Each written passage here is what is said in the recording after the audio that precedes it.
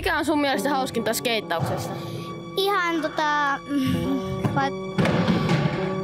pitää hauskaa. Kun näkee, kun ihmiset oppii uusia asioita, se on kaikista kivointa selvästi. Kun silloin saa tehdä temppuja. Reilaattista. Harjoitella uusia temppuja. Kaikkein hauskanpito ja sitten kavereitten kanssa olo. Oho, tuolta. Trokit kääntyy silleen, tiedätkö, vinoa, jos ne heiluu. Voitko sä laittaa tiukammalle?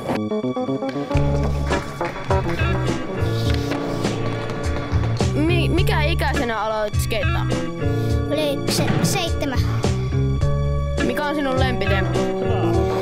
Kickflip. Lähellä. Joo, kiitos. Ja, moi. Pääsitkö laskea tosta ton läpi? Milloinko sä aloitit skeittaa? Mä aloin skeittaa 9-vuotiaana. Mikä on sun lempitemppu? Mun lempitemppu on sovetti. Okei, kiitos. Ota vähän voimaa vaan pois, et sä... Monta vuotiaana aloit skeittaamaan? 12-vuotiaana. Mistä oot pitänyt skeittaamisesta eniten? Siitä vapaudesta, että saa päättää mitä tää laji on itselle, niin siitä mä tykkään eniten. Kiitos. Kiitos paljon. Kauan oot skeitannut edessä? Mä en muista, mutta mä en muista.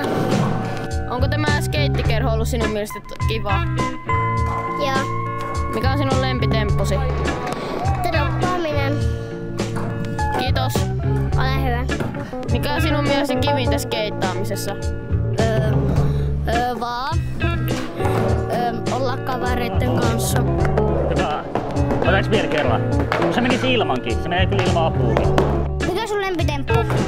Kickflippi. Okei. Miten sä oot viihtynyt täällä skeittikoulussa? No ihan hyvin.